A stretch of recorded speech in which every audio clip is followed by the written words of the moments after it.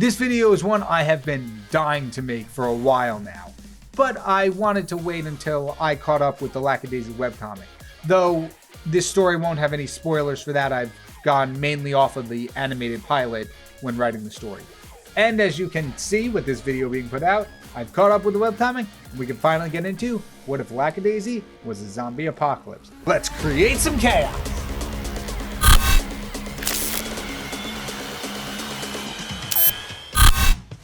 Behold those waters vast and free, its deadly beauty for all to see. For upon the first taste from its bed, we become her slaves, the walking Rocky. Miss M. Rocky, I do appreciate your poetry, honey, but I really need you to make that run for us. You told us you'd leave an hour ago. Rocky looked down from the bar he was standing on and saw Victor, Zib, and of course, Mitzi staring at him. They'd been staring at his performance for nearly an hour, waiting for an opening to interject. Oh, I forgot.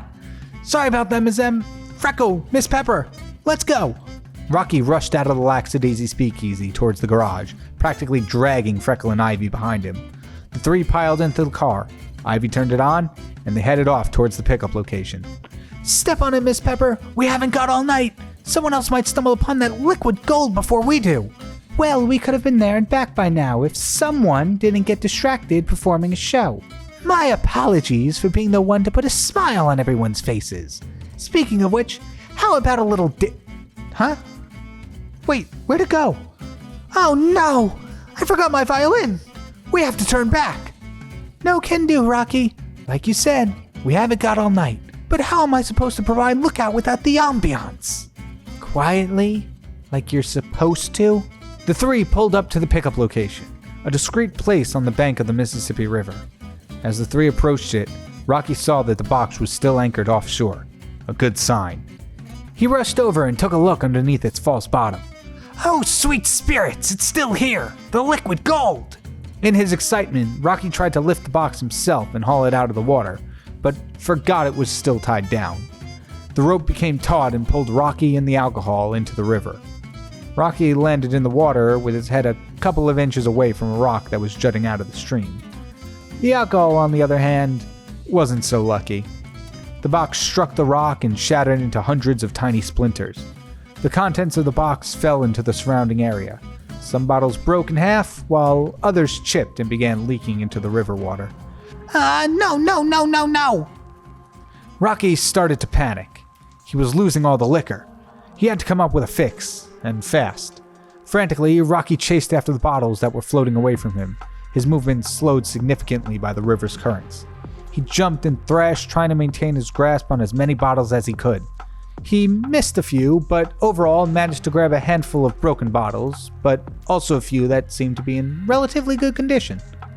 Eventually, Freckle and Ivy made it to the water's edge, having witnessed the second show Rocky put on that night. Freckle took some of the remaining bottles from him, while Ivy brought the car closer to minimize spilling anymore. They put all that Rocky managed to salvage into the back of the car and closed the doors. Well, another successful adventure for Lackadaisy. This calls for a celebration. As seldom seen with unruly ghosts, we raise these spirits for a toast. Rocky, I don't think you should drink— Nonsense, cousin. My fast thinking has saved us from going back empty-handed. Bottoms up. Rocky took a long swig from one of the bottles that still seemed to be in good condition. However, the bottle, along with most of the other ones in the car, had a small crack in it, and as one would expect, now contained equal parts alcohol and river water after its recent swim in the Mississippi. Ah, the taste of fire on one's tongue. It's enough to— Rocky keeled over, clutching his head. He began violently coughing as his body contorted. His fur began to fall from his face, exposing his deteriorating flesh and muscle. Beastly snarls replaced the coughing, and soon, the twitching died down. Rocky remained hunched over on the ground, motionless. Freckle and Ivy looked at each other and, reading the fear in each other's eyes, turned their attention back to Rocky's, hopefully not dead, body. Rocky, are you feeling okay? Ivy slowly approached Rocky and cautiously reached out her hand to nudge him. She was about to give him a soft push on the shoulder when Rocky's head whipped up and stared at Ivy with a wide grin on his face. Ivy froze in horror as she looked into Rocky's pale, glazed eyes.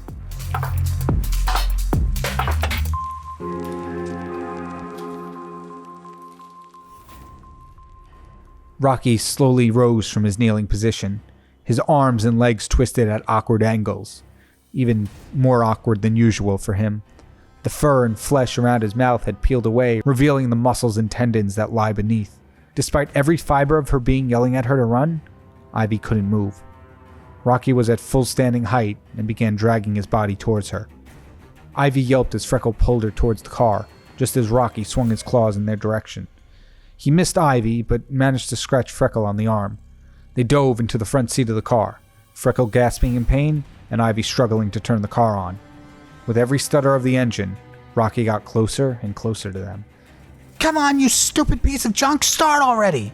Ivy looked back at the rearview mirror to see how close Rocky had gotten, but he was gone. A quick look over to Freckle told Ivy that Rocky wasn't on his side of the car either. The night air stood still for a moment as the two tried to figure out where he could have gone. The car had too many blind spots, so getting out to look for Rocky wasn't the best idea. Suddenly, the entire car shook violently as the roof dented inward. Ivy and Freckle screamed as a set of claws punctured through the cabin's roof. With one final attempt, Ivy twisted the key in the ignition, and by some miracle, the car came to life. She slammed her foot down on the gas pedal, and the two sped away from the pickup location. Tainted bottles of booze flew out of the back of the car as Ivy swerved the vehicle back and forth, trying to shake Rocky off the roof. As they approached the main road, Ivy hit a hard turn.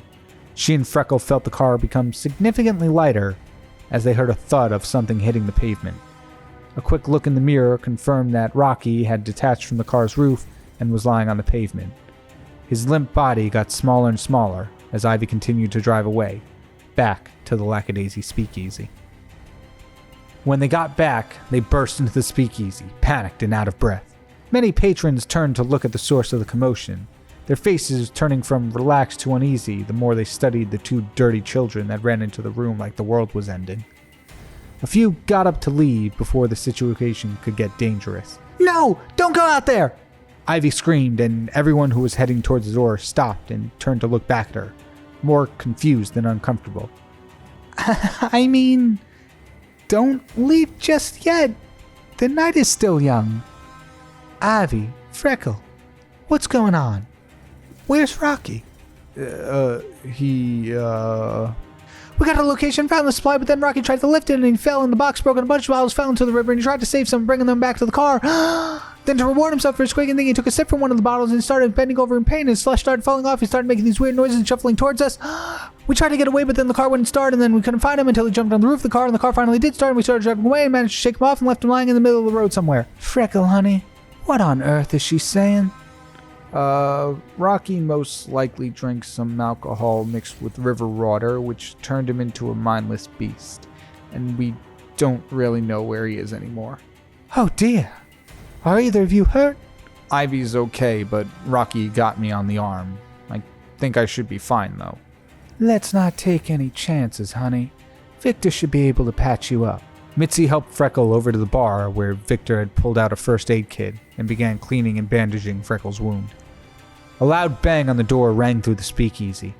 Everyone turned and stared at the door, listening. A second bang shook the door again, and muffled growls could be heard from behind it. Freckle turned back towards Victor. So, what do we do now? If just Rocky, fine. If more, need weapons. Victor, Mitzi, and Freckle quickly headed towards the storeroom, where they kept all their guns and munition. They took whatever they could carry, preparing for the worst.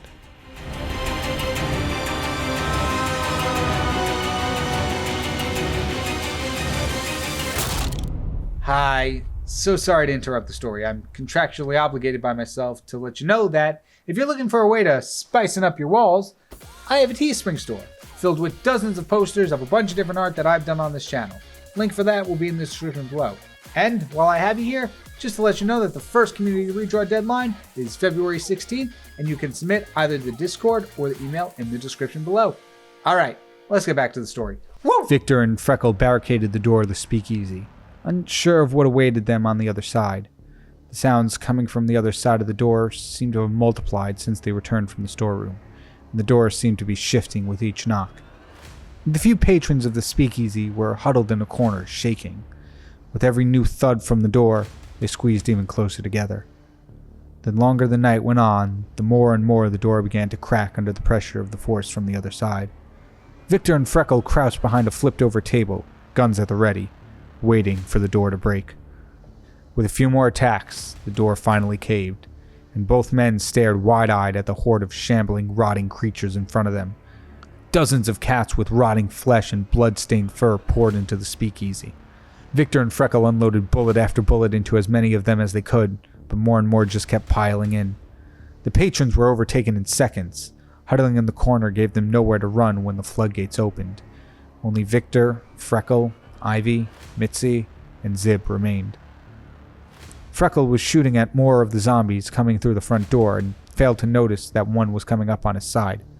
It swiped its claws at him and slashed 3 deep wounds across his left eye. Freckle howled in pain and turned to shoot his attacker, but stopped when he got a good look at them. Rocky was one of the zombies among the horde and managed to land a second blow on Freckle that night. Rocky wrapped his bony, decaying hands around Freckle's head and opened his mouth wide, ready to feast on his frightened cousin. In the last moment before Freckle joined the horde, Victor grabbed Rocky by the head and flung him into the crowd of zombies. Freckle stared at the monster that was once his cousin until Victor snapped him out of his trance and handed him back his gun. The speakeasy was no longer a safe place for them. They had to get out of there before they lost anyone else. Luckily, there was still an entrance from the garage that was only accessible by a door on the floor. "Everyone, to garage, now!" Mitzi, Ivy, and Zib made their way to the back of the speakeasy, as Victor and Freckle continued to hold off the encroaching horde.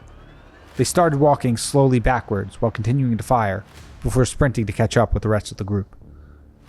They all bolted up the stairs and through the cellar door in the garage. Victor went first to make sure the area was clear of zombies before signaling everyone else to come up. 5 of them made their way towards the car, with the horde from the speakeasy on their tails. Freckle brought up the back end, making sure the group was safe from any attacks from behind. He was almost up the stairs with the rest of them, when out of nowhere, he collapsed. His gun fell out of his hand and the cellar door closed on his leg, trapping him. No one but Zib heard the noise. He turned and saw Freckle on the ground and rushed over to help him, after yelling at the others to wait up. He lifted the cellar door and saw the horde closing in fast. Zib struggled to move Freckle's leg from out under the door, but was eventually able to pull him loose and hoist him up. They began making their way towards the truck when the cellar door flew open and the zombies began piling into the garage. Zib moved as fast as he could while hauling an unconscious Freckle towards the back of the truck, where Victor was waiting to help them both inside. Zib hoisted Freckle into the back cabin as Victor grabbed him and laid him in the back.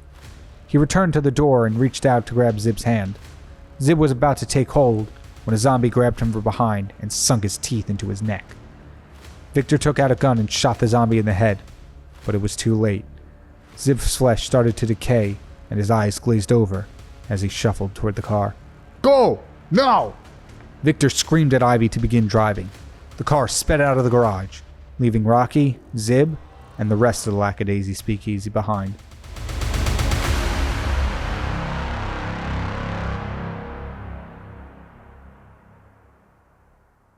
We're really early into the year, but I have to say this might be my favorite video of 2024, at least so far. I know that I can say with confidence that these might be some of my favorite artworks of the year, if not overall, especially Rocky here. Now, I want to let you all know how things are going to shake down this next week. Some things have come up, nothing bad, but things have come up that have made me move my schedule around just for the next week. Meaning, this Friday, February 9th, we're going to have another full video, 3 drawings, the story, the whole shaboodle. And then Monday, when a normal video would come out, is going to be a bonus video where it's 1 drawing and design notes like I did last month with the Matt Pat tribute. Everything will make a lot more sense when the video comes out on Friday. But other than that, that's all I got for you today. Thank you all so much for watching. If you enjoyed the video, feel free to hit a like or the subscribe button. And if you want more from me, you can also check out other indie animation stuff that I did, like Venomizing the Amazing Digital Circus. I managed to make an entire 3-part series up here And then I also turned has-been hotel characters into Pokemon down here. That's all I've got for you today. My name is KyngPin Creations, and I will see you all in the next video. Take care, everyone.